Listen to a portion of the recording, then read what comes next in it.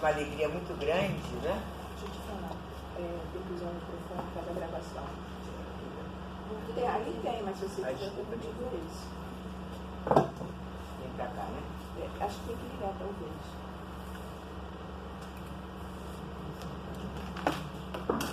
Eu já estou certinho. Meus irmãos, que Jesus nos abençoe. Obrigado. Que Jesus nos abençoe. A gente vai, eu pedi para ler o texto todo, né? Porque a página do Dr. Herman e o texto está muito bom, porque é um limite, e é um limite assim bem tênue, entre indulgência e conivência, acomodação. Não é que é isso? Então, para eu ser indulgente, eu tenho que abraçar o erro, eu tenho que verificar, porque é da vivência do Espírito, verificar aquilo que não está certo. E o que é que eu faço por isso? E eu creio que aqui o Evangelho e o Dr. Herman, ele vai dando para a gente, vai balizando, para a gente conseguir se posicionar. E com certeza os espíritos não é ser seguidor de espírito, não. Mas é saber quem tem uma inteligência e quem tem uma vivência maior. Como ele sabe, o próprio Dr. Herman, ele trabalhou no campo de batalha, campo de guerra. E é alguma coisa que nós, assim, convivemos um tanto com ele através do Altivo, através da Albinha, tudo isso. E nós tínhamos lá a obra social, a nossa Malé. E pegamos a obra social, agora a gente até fala que está 5 estrelas, porque está toda organizada, tudo isso. Mas nós pegamos numa época em que tinha a obra, em que tinha um espaço muito pequeno, né? A organização, a estrutura espiritual estava pronta, mas a material não. Então era muito comum, dia de domingo, estava lá o Dr. Herman na salinha dele, atendendo aquelas pessoas que chegavam. Tinha alguns médicos também que estavam ali, né? Mário Coelho, Luiz, ajudando, na verdade, aprendendo com ele algumas questões. E daqui a pouco tinha aquela voz que falava assim: vai passar o panelão. Que era o panelão de sopa quente e as pessoas tinham que sair. Era esse o espaço que eu só podia passar por aquela fila mesmo.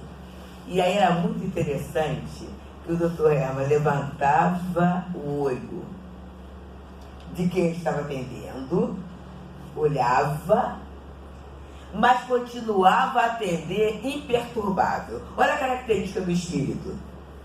Ele não se perturbava, mas pelo olhar dele, ficava claro que não era necessário alguém gritar que estava passando panelão de sopa quente. Não precisava gritar. Era só ter uma organização na equipe, alguém na frente, por favor, né? Baixinho, por favor, deixa passar, vai passar alguma coisa quente, se afasta para ele ver. Então, observa, ele era indulgente, mas não era conivente. Isso é algo porque muitas vezes nós não nos posicionamos e não de uma indulgência. Ah, não, eu tenho que acatar. E ele na página, quando ele fala o trabalho do trabalhador, fica bem, porque ele fala: cada tarefa traduz o trabalhador. A tarefa surge em função do homem, que ninguém se esqueça disso. Então ele está colocando cada um de nós na nossa posição enquanto trabalhador, observar que a tarefa surge em função da gente, então não é favor nenhum eu ser tarefeiro, que eu não me esqueça disso. E aí ele já começa a trabalhar uma virtude que é bem esquecida entre nós, que é a questão da humildade. É bem esquecida mesmo. E entre nós mesmos, não é entre os outros não, entre a gente mesmo. E ele diz, o Evangelho vai nos falando: sede severo convosco, indulgente para com as fraquezas dos outros.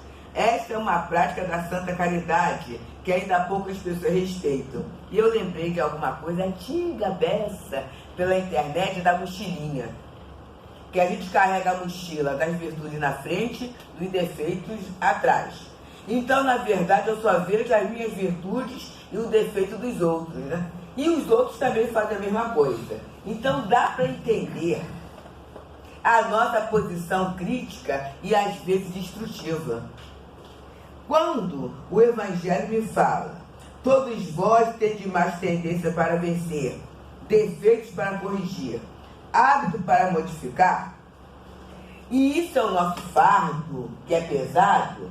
Eu tenho que estar consciente disso. Porque muitas vezes passa pela nossa cabeça e o religioso, a religião, talvez até para ganhar um status, tudo isso, passa muito isso, como se a gente estivesse pronto. Perfeito. Então eu tenho que corrigir o outro, mas eu não tenho que me corrigir. Eu tenho que olhar a tendência do outro, mas eu não olho a minha. E nesse momento, quando eu me descuido, eu acabo não aproveitando o trabalho que surge em função de mim mesma. Para quê? Para que eu me modifique, para que eu me melhore, né? Para que eu me torne mais competente. Emmanuel tem uma frase que eu gosto muito, ele fala: a bênção do trabalho produz o tesouro da competência. Porque, na verdade, a gente só se capacita fazendo, gente. Quando lá no livro No Mundo Maior, né, o Calimério, né, ele fala sobre a casa mental, tudo isso, e ele vai trabalhando, né, tá lá no porão, a questão dos hábitos, as questões Calderaro, desculpa, a questão dos hábitos, que está solidificado. Na verdade, o porão é algo muito bom mesmo, porque ali está as aquisições. Mas ele diz que o tempo presente, que é o térreo, é a hora do trabalho e das aquisições. Então, se eu estou aqui reencarnado e tenho trabalho, é para quê? É para eu me tornar mais competente. Eu posso até usar coisas do porão. Eu posso até planejar para o futuro, que é o que ele chama do sótão, que é a área dos ideais, das conquistas. Eu posso fazer isso, mas eu tenho que trabalhar nesse presente a minha competência. Se eu não souber o que eu tenho para trabalhar, não dá, eu vou me julgar o trabalhador pronto. E para o trabalhador pronto, o trabalho não é necessário. Então, ele traz aqui de uma forma muito boa, eu gosto de falar de coisas assim, mais ou menos práticas. Mais ou menos aos 3 anos atrás eu comecei a estudar organização. Estudar, mas é querer, em princípio até, para organizar a casa, questão de papel que se guarda, não tem que se guardar, aquelas questões todas. Foi foi um objetivo material, vamos dizer assim. Mais tarde eu fui entendendo os objetivos morais disso. Porque como é que eu posso? E a proposta nossa é essa: um dia a gente vai organizar o planeta como Jesus organizou a nossa Terra. Como é que eu posso organizar um planeta se eu não consigo organizar uma gaveta? E os personagens organais, eles ganham muito nisso, em função, eu tenho até uma amiga que dá para a gente trazer a história. Ela trabalhou em magistério, em educação, uma vida. Qual era a característica da amiga?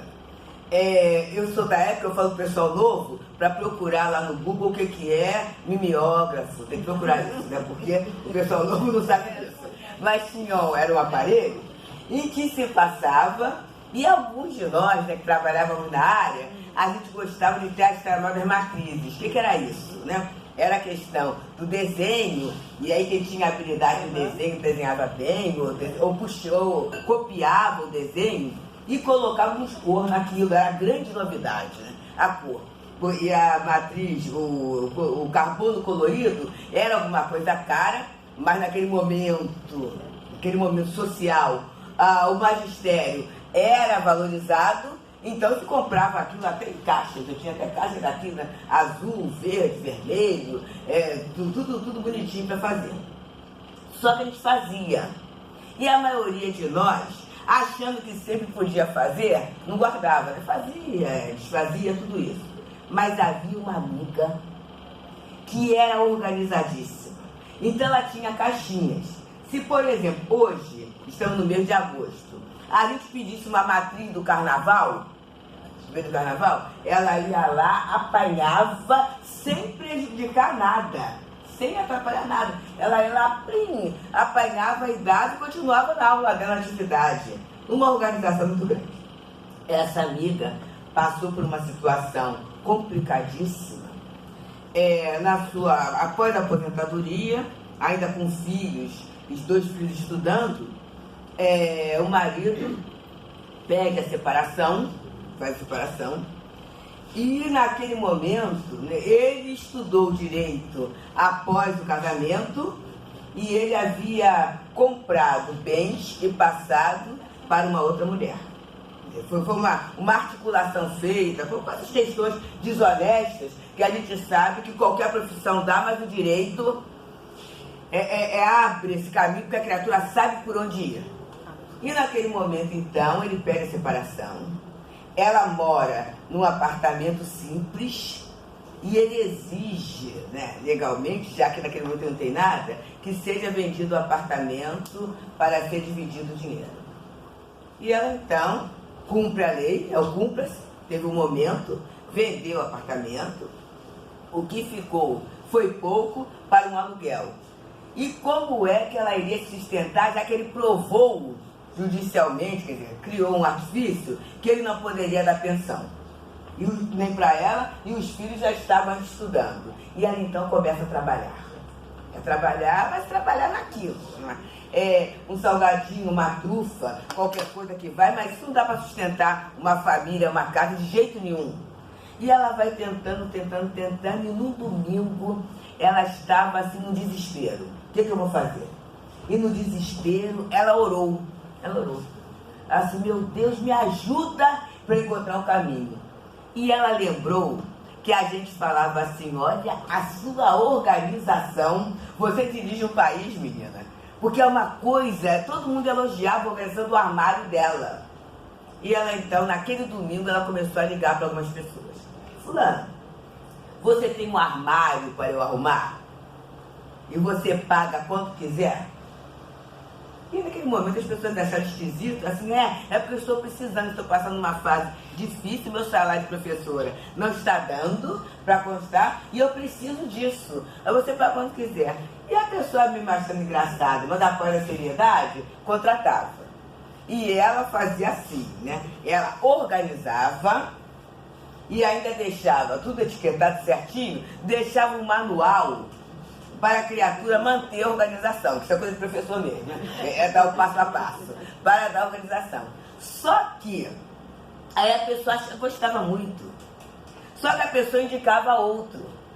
E ela foi falando primeiro para os amigos e a coisa foi crescendo, só que, na verdade, gente, quem não é do fazer, chamava de novo. E a partir daí, alguns maridos ou os filhos, tudo da situação, começaram a ver a importância daquilo. Inclusive o escritório de engenharia e arquitetura chegou à conclusão que eles perdiam o trabalho pela desordem, de anotar coisa no papelzinho. Então, observa, anota o pedido do cliente no papelzinho, o papelzinho vai fora, né? Então, ela começou a criar planilha direitinho, né? A planilha primeiro escrita. Conclusão. Hoje, essa pessoa foi bem sucedidíssima nessa tarefa. Na verdade, praticamente, ela só está atendendo empresas. E o marido, né? A partir do momento em que a pessoa nova foi percebendo que o corpo envelhece, porque às vezes a pessoa não percebe isso não. Só percebe, mas o corpo envelhece. E vai deteriorando, na verdade não deu para sustentar a doença, a deterioração. E manda de volta para onde? Já que o apartamento que era do casal havia perdido. E ela então teve assim, graças a Deus, assim, o entendimento, a generosidade de abrigar esse marido, né, numa outra casa, né? Mas e dar uma qualidade de atendimento até a desencarnação. Olha, eu acho que é um exemplo muito bom. Na verdade, ela não foi conivente. Não dá para você aplaudir alguém que usa recursos judiciais e recursos desonestos até, porque na verdade ele já tinha essa amante, né? Quer dizer, uma situação séria. Mas ela conseguiu ser indulgente no momento em que ela se capacitou para o melhor. Ela deu o passo seguinte e entendeu a dificuldade do outro, que não poderia dar o mesmo passo. Por quê? Porque não fez, se acomodou. Eu não sei se ele está sendo claro, né? E desculpe trazer exemplo, e ela permite que eu traga exemplo dela. Ela fala assim, não, pode falar, tanto que não localize tanto, mas o trazer o exemplo é muito bom para a gente aprender a competência que o trabalho dá. Agora, olha só, gente. Se ela ficasse parada e pensasse assim, que não estou dando sorte e nos meus salgadinhos, não estou dando sorte nas minhas trufas. Ela percebeu o seguinte, dentro da minha área, eu não posso competir com alguém que é gourmet. E onde que a ajuda espiritual surgiu? Ela ganhou algum grande prêmio? Descobriu alguma grande herança? Não, ela descobriu um talento que ela possuía, que era a organização, e transferiu para aquilo. Ela já faz isso há mais de 20 anos, então, na verdade, ela foi uma das primeiras, né, personagens, organizers que tem aí, né? E descobriu também, porque aí a pessoa começa a querer mais, por quê? Porque a criatura, ela quer a casa organizada, mas ela não quer aprender o como.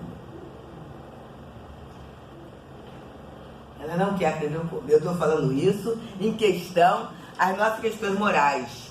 Eu vejo o defeito do outro, porque a mochila do outro está muito grande. Mas eu, às vezes, não vejo a minha preguiça em me trabalhar, porque trabalhar, gente, dá um trabalho, desculpa a redundância, gente, mas dá um trabalho danado. Vencer a preguiça, a gente conversa muito com, assim, Berenice, a gente é muito amiga, e ela, uma vez, falou das preces, eu achei muito corajoso e muito bom, porque Guapimirim é longe. Eu falo assim, ô Berê, não é só sair da Barra para Guapimirim, não. De qualquer lugar para Guapimirim é um desespero, né? Assim, às vezes que eu for lá, eu tenho que sair de casa antes de 5 horas da manhã, é muito cedo. Então, você sair antes de 5, você tem que acordar muito antes, mas pelo menos tomar um banho. Eu não falo nem café da manhã, mas pelo menos tomar um banho, tudo isso para você caminhar, é difícil. E aí ela fala assim, naquele dia, eu começo a fazer a minha prece assim, Senhor, eu estou com preguiça. Olha, eu reconhecer aquilo que está na minha mochila, eu estou com preguiça. Mas eu sei que o trabalho lá é bom, eu chegando lá vou ficar direitinha, muito bem, né? E ela vai fazer a prece, né? Assim, daqui a pouco, dá uma força, eu já me vejo levantando, tomando um banho e me arrumando para ir. É isso que ele vem falando, desse autoconhecimento. É isso que o Evangelho vem falando, das ferramentas que a gente já tem e que o outro ainda não tem. Quando através da mídia, eu não sei porquê, não sei que é tão fácil registrar mentira, a gente acha que eu devo ter mentido muito. Com certeza. Porque assim, né, eu vejo em discurso, umas falas, eu falo assim, meu Deus, como é que pode mentir assim? Como é que pode se contrapor assim? Como é que pode? Aí eu começo a pensar. Quando eu começo a pensar essa situação, que é a minha mochila imperfeita, eu olho assim, meu Deus, mas essa pessoa não tem a visão de futuro que a doutrina já me dá. Porque na visão do futuro eu sei, eu armo uma peça, uma armadilha, eu vou cair nela. Não é pro outro, não. Pode até uma porção de gente cair, mas eu vou ser o último a cair, eu vou cair na hora que vai fechar. E aí eu vou ficar ali fermentando naquela mentirada toda. E em função disso, não é nem por honestidade, por lealdade, por nada, é até muitas vezes para salvar a própria pele, eu falo assim, deixa eu sair dessa. Não vou entrar nessa não. Em atividade física, é muito interessante, que tem, alguns de nós fazem, eu gosto de fazer, então tem um professor que ele é de dança, né? Bela dança. Mas é uma dança, não é uma dança de arte, é uma dança fit, né? É uma dança para trabalhar. E ele dá um grito assim, não adianta roubar o exercício, que é aquela hora em que a pessoa disfarça, faz um negócio assim, não vai dizer, não adianta que isso aí vai causar uma lesão. E daqui a pouco vocês vão reclamar do professor da academia e ele faz essa colocação. Então observa só, gente, a gente às vezes, nessa questão em que eu vejo a dificuldade do outro e desisto da tarefa, eu na verdade estou roubando a minha oportunidade. É o que o doutor Herman vem falando aqui, eu acho que lindamente, ele diz, o trabalhador digno faz do campo de ação uma atividade digna, mas ele não fala se ele faz do seu campo de ação. e aí eu entro numa atividade digna, de uma forma indigna, o meu campo de ação vai ser indigno. Ele diz, o educador faz do seu campo de ação um núcleo de trabalho equilibrado. Por quê? Ele faz. Ah, mas quer dizer que todos os alunos serão equilibrados? Não. Ele faz o campo. E, na verdade, o campo de ação é a nossa psicosfera, é onde eu vivo. E eu tenho que pensar, que campo de ação eu estou fazendo para mim? Na minha casa. Ah, mas a coisa, todo mundo lá é perturbado, tudo bem. Mas eu posso criar um núcleo melhorzinho para mim. Um espaço, essa questão de espaço, muitas vezes você pensa em espaço físico. No outro dia mesmo eu assistia foi um jornal que falava sobre as casas cada vez menores, né? E meu marido fala assim, meu Deus do céu, morar num lugar de 45 metros quadrados, ele falava, né? Isso é uma maluquice que você nem sai, né? Você tá ali, né? O resto é só a rua. Eu falei assim, olha só, e tinha as soluções arquitetônicas que eu acho, arquitetura, acho que na próxima encarnação eu vou querer estudar isso, que é uma coisa muito linda, muito linda. As soluções arquitetônicas, e a pessoa falava assim, esse espaço supre a minha necessidade. E eu já começo a olhar logo do aspecto moral. Eu tenho, por mais que eu conviva, eu posso criar o meu espaço espiritual na consciência de que esse espaço vai suprir a minha necessidade. O que eu preciso? Eu preciso ter um momento de sossego. Eu preciso ter um momento de leitura. Eu preciso, então, dentro daquilo que eu preciso, eu vou estabelecer o meu espaço, a minha prioridade. E vou entender, aí entra a indulgência, que o outro tem outras prioridades. Então ele vai fazer o espaço dele. Eu tenho um cunhado que, em função de questão de aplicação de dinheiro, tudo isso, ele fica o tempo todo, ele foi consultor, essa questão toda, ele fica o tempo todo em internet para ver variação de bolsa, para ver isso, para ver aquilo. É o espaço dele. Eu, pessoalmente, eu acho assim uma perda grande de tempo, até porque a gente vai ficando velho, daqui a pouco vai desencarnar e não vai levar a cotação da bolsa lá pro plano espiritual. Tem outra, não só isso, mas tem outros investimentos em termos de convivência que a gente poderia fazer e que ele, infelizmente, em função dessa questão, tem determinadas horas que, se você ligar para ele, ele está altamente irritadiço. Então ele não atende direito, tem a dificuldade toda dele. Mas eu começo a entender assim, pronto, teve uma queda. Aconteceu alguma coisa na China.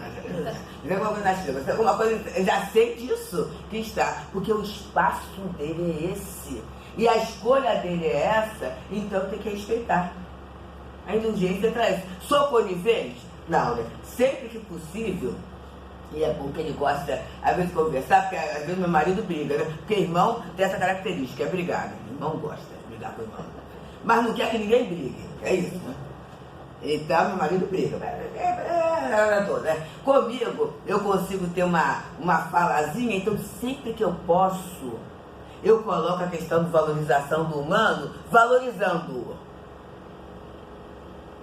Vou colocar na questão do humano, da importância, que bom que você tem uma família, que bom que já chegou o neto, que bom, a gente vai passando isso. E eu sei que não é perdido, porque o bem não é perdido. Agora, a transformação, utilizar o manual, é escolha de cada um. E aí tem um exemplo da nossa amiga personal. Ela deixa. Olha que interessante. Ela fala assim, Deusinha, é muito mais fácil a empresa, a pessoa jurídica, usar a metodologia do que a pessoa física. Embora a pessoa jurídica muitas vezes está muito mais atribulada.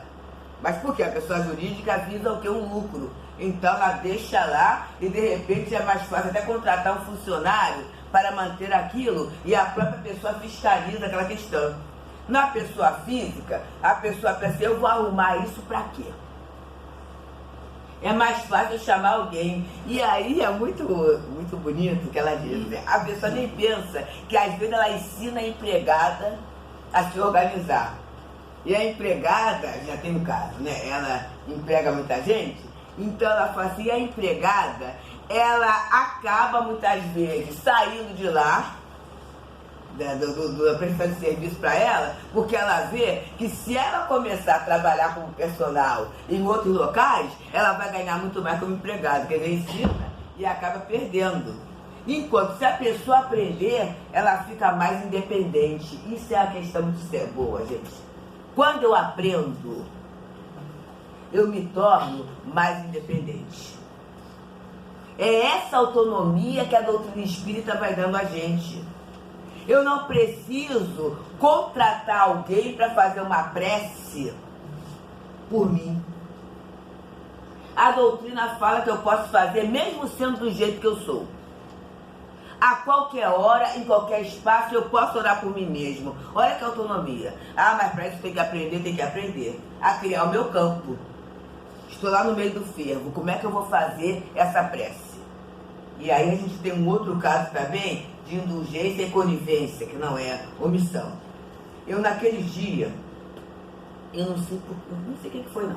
Eu fui, a gente que tem essas questões de metrô, e fica muito fácil, muito mais fácil usar transporte público do que outro transporte. E naquele dia, eu tinha saído do metrô para resolver alguma coisa e fui pegar, eu ia para o Leão Denis. Eu falei assim, o mais fácil é eu pegar um trem. Pensei, mais fácil. Aí naquele dia, 4 horas da tarde, eu passo na central para assim, escolhi errado. Fui intuído errado.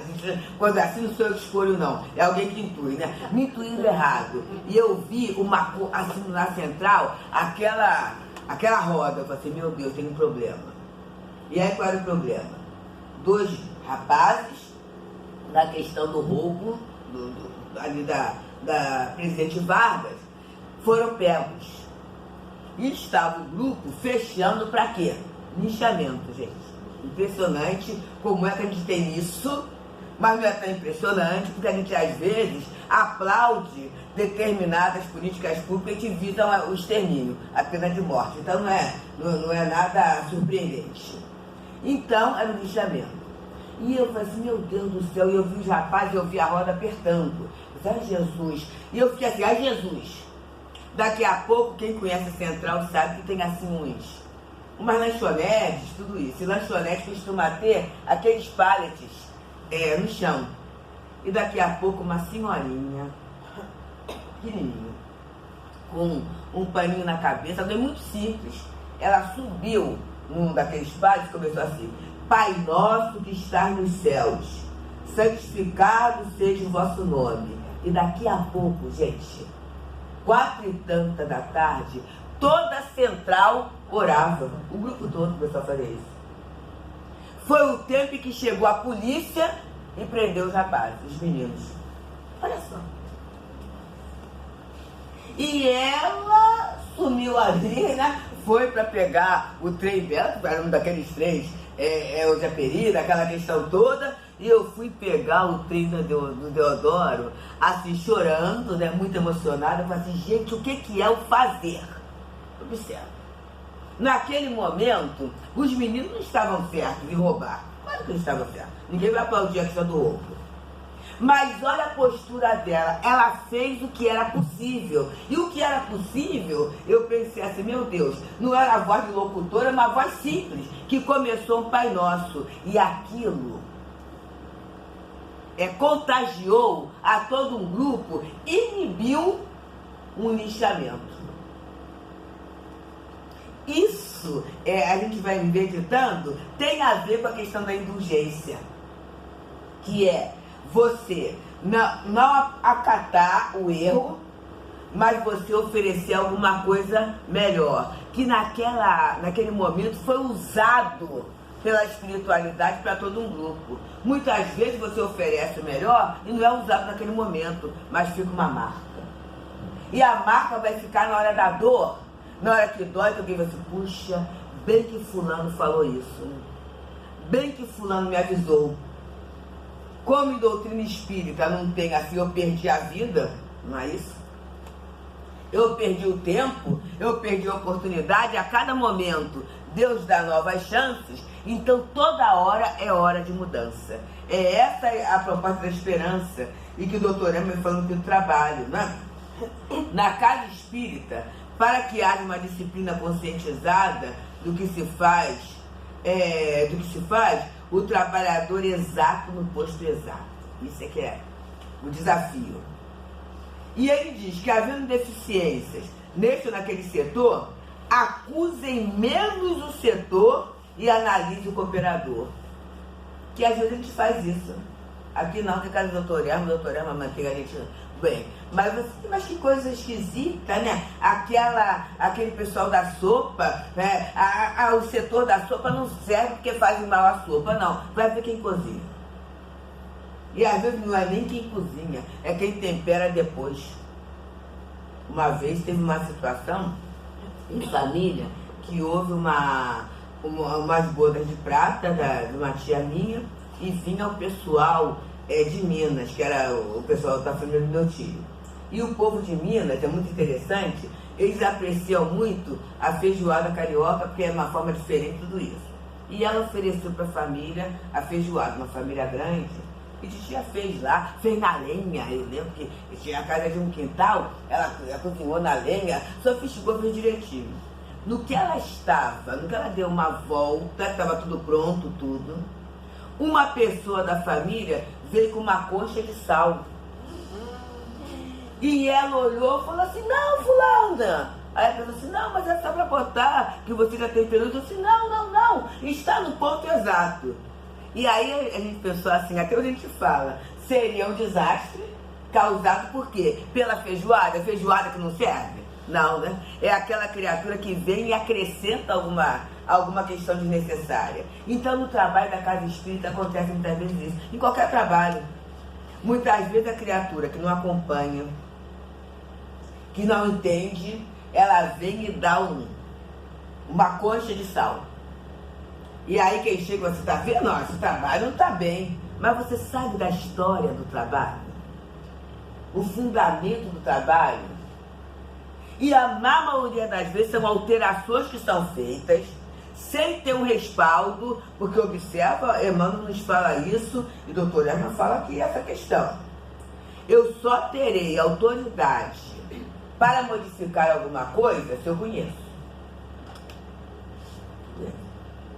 E esse é um grande ponto sério do movimento espírita. Nós tivemos na semana passada, nesse horário de manhã, uma reunião na Rádio de Janeiro com os programadores da rádio. E chegou um momento que se falava que não está certo, e tudo isso, e tem que mudar a qualidade. Alguém até falou assim, é a única rádio em que os programas não tem BG, eu nem sabia o que era BG, é background, né? A pessoa falava tudo isso, e num determinado momento cada um foi se apresentando e falando o que fazia na rádio. Num determinado momento, foi a hora da Olímpia Belém.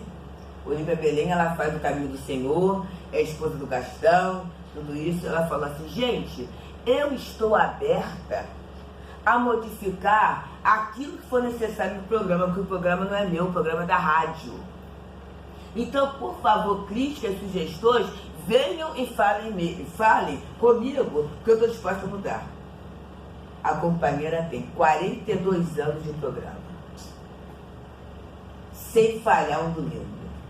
E eu falei assim, pra mim, foi um banho de humildade. Eu até falei assim, não foi só banho não, foi banho de cabeça e tudo, né? Porque foi tudo, um banho de humildade. E aí, na verdade, um programa que está há 42 anos no ar, que tem uma audiência excelente, e que em função disso atrai, graças a Deus, a cooperação financeira que a rádio precisa.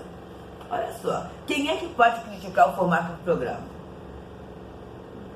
Só quem faz mais ou melhor. Só quem sabe da história dela com o Gastão, porque era ela e o marido, e no momento que o marido desencarna, ela mesmo dolorida continuou na tarefa. Então isso é uma coisa muito séria, porque às vezes aparece nas casas espíritas um espírito novidadeiro. No outro dia até falei em uma determinada casa que eu tenho intimidade, E eu fiz a colocação assim. Casa espírita tem passe, aliás, tem prece, estudo, passe, água fluidificada. Isso faz parte da prática espírita. E aí eu conversei na casa, porque a casa, após a reunião, oferece um lanche, aí tem lá os líquidos, né? Todos, tudo isso. Falei assim, fulaninho, tem intimidade. E a água fluidificada? E falou assim, alguém, né? Alguém chegou e falou que não precisa, que os líquidos estão fluidificados. Eu falei assim, pois é, mas e quem não toma refrigerante, não toma refresco, tudo isso, vai ficar, qual o líquido vai ser fluidificado? E aí foi interessante, quando eu voltei a segunda vez, já estava lá os copinhos da água fluidificada, porque é uma prática instituída por Jesus. Jesus fala, toda vez que deres, nem que seja um copo de água pura em meu nome, a mim que estarei fazendo. Quando a gente lê a obra do André Luiz, e lê lá os postos das águas, a gente vê que o setor das águas é tão sério que está ligado à governadoria, ao Ministério da União Divina. Então é uma prática interessante, mas aí a pessoa não sabe do fundamento, ela fala assim, não precisa ter água fluidificada não, que isso é ritual. É ritual, gente. Não precisa ter prece, não, tenhamos cuidado. Não precisa ter prece, não. A gente faz uma meditação, uma visualização, não. Prece, está na doutrina. Louvar, pedir, agradecer. É a prática espírita. Então, quando o doutor Herman vai, eu falo assim, mas naquela casa, né? Olha só, cheguei, não tem nenhuma prece. Ele fala, não culpa o trabalho, olha o trabalhador. Não é que a doutrina não sirva, não é que a casa espírita não sirva, mas é a questão que, do trabalhador que está desajustado dentro da tarefa. E o Evangelho vai falando um pouquinho sobre a modéstia e a humildade, né? Que consiste em ver os defeitos dos outros apenas superficialmente, procurando destacar o que tem de bom e virtuoso. E aí a gente vai falando do coração humano, às vezes é um abismo de corrupção, e vamos reportar o exemplo da companheira que orou. Ela orou por quê? Naquele momento, o rapaz que está roubando, o rapaz que está fazendo crime, tem a corrupção. Mas ela fez o quê? Ela pegou o que tinha de melhor, porque foi muito interessante o estado que eu olhei. Na hora que ela começou, Pai Nosso, perdoai as nossas ofensas. Ela falou, as nossas dívidas. Assim como perdoamos nossos devedores, os rapazes começaram a soluçar. Foi a hora que os dois começaram a chorar muito. Porque eles viram que mesmo fazendo alguma coisa errada, alguém pediu ao Pai do Céu perdão por eles. Olha só, gente, que coisa boa. E eu tenho certeza, né, que mesmo sendo preso, tudo isso, mas esse momento na vida desse espírito ficou marcado como um momento de misericórdia, que não foi conivência, mas foi misericórdia. Alguém orou. E ele vai acabando falando do Espiritismo, doutrina espírito consoladora. Felizes os que te conhecem e tiram proveito dos salutares ensinamentos dos Espíritos do Senhor. E mais em cima ele fala, acreditar em vossos irmãos espíritos. Então a gente está vivendo esse momento de consolação. E o doutor Herman acaba a página lindamente dizendo, ó, assim, aqui ou onde estiverem, trabalhem, mereçam o local em que vocês estejam trabalhando, mereçam-no. A vida responderá a todos com formas diferentes, com hábitos renovados, com circunstâncias melhores. Deus fique com todos, paz. E o grande ganho nosso vai ser o quê? Merecer o local que a gente está trabalhando, honrar o local que a gente está trabalhando. E encerrando mesmo, a gente vai trazer de Maria Dolores uma poesia em que ela vai falando da indulgência que a gente aqui estudou em 3 semanas. Vai ser uma coisa que a gente precisa, né? 3 semanas. E ela fala assim, nas lutas do dia a dia, não ouvides alma boa. Se alguém te fere, perdoa nos dias que vêm e vão. Resguarda-te em paz no mundo.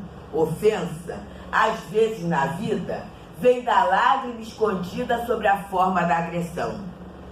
Nas áreas do pensamento, sem queixas e sem consultas, existem dores ocultas, estradas que ninguém vê. Vemos certos companheiros que atiram pedras em bando, trazerem o peito sangrando, nem eles sabem por quê. Esse carrega consigo enfermidade obscura. Outro guarda a desventura de uma afeição infeliz. Outro deseja esquecer a rebeldia tenaz, mas já não sabe o que faz e nem controla o que diz. Outro surge em doce face. Por vezes é quem mais amas, traz por dentro o peito em chamas, embora disfarce a dor. Alma querida, o ofensor, é sempre onde reponte, deserto pedindo fonte, angústia esmolando amor. Também nós, além da vida, buscando as luzes supremas, atravessamos problemas, exame de amor e paz. Alma querida, o ofensor, na luta de cada dia, é um teste que Deus te envia para saber como estás. Que a gente possa se observar assim e que a gente possa, como o doutor Herman diz, a gente possa trabalhar honrando o local em que Deus e a misericórdia divina nos colocam. Obrigada a todos, muita paz.